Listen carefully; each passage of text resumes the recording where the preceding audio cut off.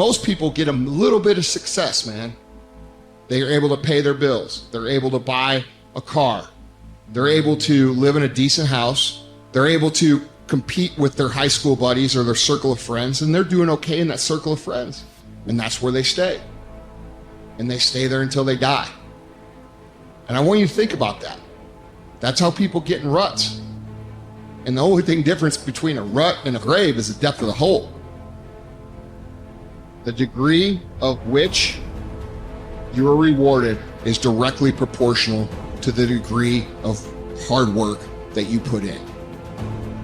If you just do what you want right now all the time, one of the problems with that is you're going to get yourself in trouble. And everyone knows that. This is why 2-year-olds can't really live on their own, because they're whim predicated with no thought whatsoever for the iterating consequences of that into the future. Because people are self-conscious and can see the future, we have to bind our actions in the present in relationship to our future selves. You have to act now so you don't hurt you tomorrow and you next week and you next month and you in a year and 5 years and 10 years. And that's actually a community of potential selves that extends across time. You sacrifice the whims of the moment, so that's delayed gratification and maybe a definition of maturity. You sacrifice that because it's a better medium to long-term contract or covenant with yourself, but at the same time, that applies to everyone else, because there's no difference between me serving who I'm going to be when I'm 75 and me serving other people. That ethos unites.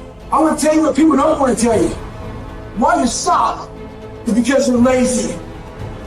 You don't mind getting bad grades in school. It doesn't bother you enough to be mediocre, to be average, to sit around and watch people do great things. You don't mind it. You don't care enough about yourself. When that mind gets relaxed, man, you are it's supposed to be hard, man. It's supposed to be grimy. It's supposed to be gritty. It's supposed to be horrible. It's supposed to be really ugly. I'm supposed to be battered. I'm supposed to be bruised. I'm supposed to be beaten. Your mind has to touch hardship. It's how you start to create the calloused mind. This is how I'm going to grow. I guarantee you, when you do it, nobody can do it like you do it. The problem is you don't hardly do it. You love sleep too much. You love that alcohol too much. You love that substance too much. You love that vice too much. There's something that you love more than yourself, than your dreams, than your goals. Easy never pays well. So if you're thinking that it's just going to be a walk in the park, you're dead fucking wrong. You have to give it every fucking bit of effort and energy you have to pull it off. And you have to work harder than everyone else. Work while they sleep, learn while they party, save while they spend, and live like they dream. In any case, people do waste a lot of time, and they also act counterproductively a lot of the time.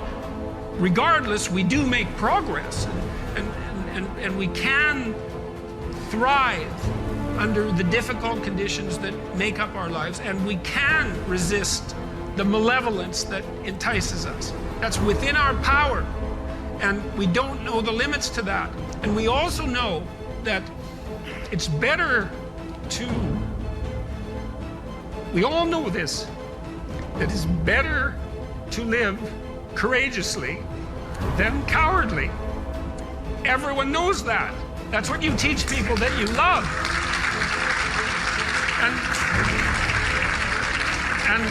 And we know that it's better to live truthfully than in deceit.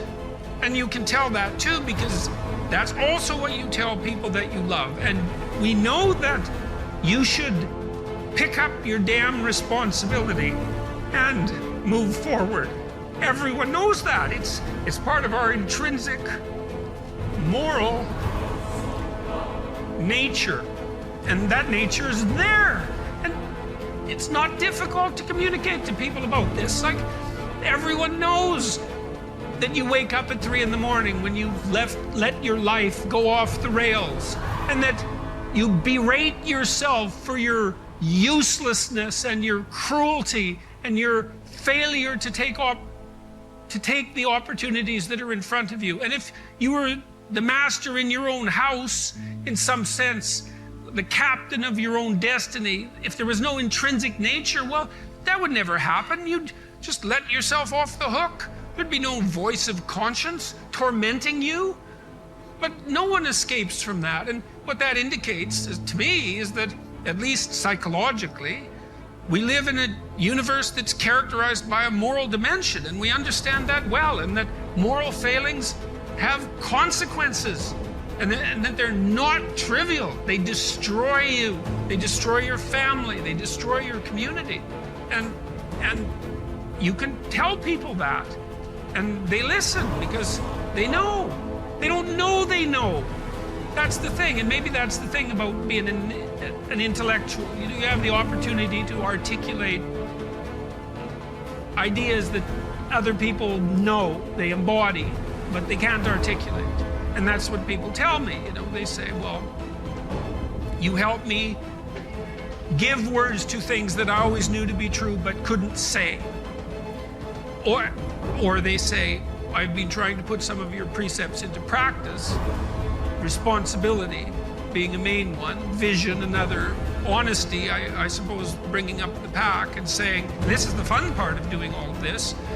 Fun is a weak word. That it's the remarkable part of doing all this. I mean, I have people tell me constantly wherever I go, it's so delightful that, they were in a pretty dark place, and they tell me why. And there's plenty of dark places in the world, and they decided, well, maybe they were gonna develop a bit of a vision and take a bit more responsibility and start telling the truth and putting some effort into something. And they come up and they say, well, you can't believe how much better things are.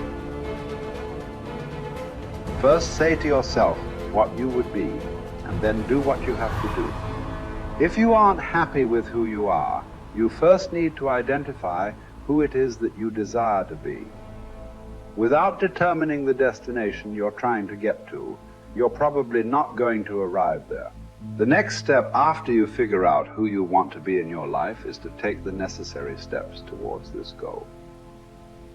After all, putting a tack in a map on the wall is a great first step towards going on a journey.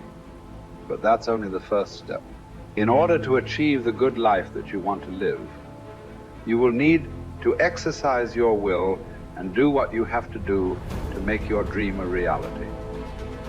Now I will explain how you can recognize that you are not wise. The wise man is full of joy, cheerful and calm, undisturbed. He lives on equal terms with the gods. Now examine yourself. If you are never sad, if no hope disturbs your mind with anticipation of the future, if by day and night the condition of your spirit is even and unvarying, alert and happy with itself, then you have reached the high point of human good. The greatest obstacle is probably when meditation comes out of a sense of lack or neediness.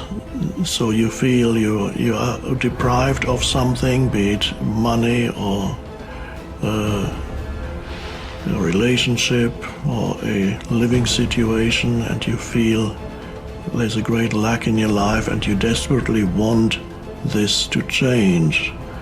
And so you perhaps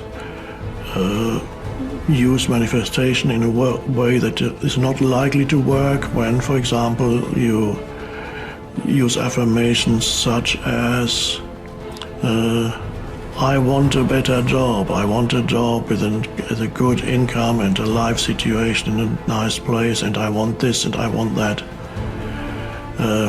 By making these statements, you're actually, by implication, saying that you don't have it. So you're also, by saying that you're there's a reverse side to your statement, I want, and on the reverse side of the statement, I want, there is the statement, I don't have, and I need. And similar things, please give me, if you pray to maybe God, maybe you pray to Jesus, maybe you pray to Buddha. They do that in Buddhist countries. Maybe you pray to a saint or whatever it is, or you pray to the universe and say, please, universe, please give me this, please give me that. That also doesn't work very well. If it works, it could be accidentally, who knows, but usually that greatly diminishes your power of manifestation, because The manifestation practice arises out of a state of lack or neediness, so there's no powerful manifestation there. The secret of manifestation is expressed in one simple statement by Jesus, and that encapsulates all the books that have been written on manifestation and will ever be written on manifestation. It's just one simple sentence. It says, when you pray for something, believe that it has been given, or that you already have it, and then you will receive it. So the important thing is, he doesn't say believe that you will receive it. He says believe that you have received it. So there, the secret is hiding in that statement, believe that you have received it.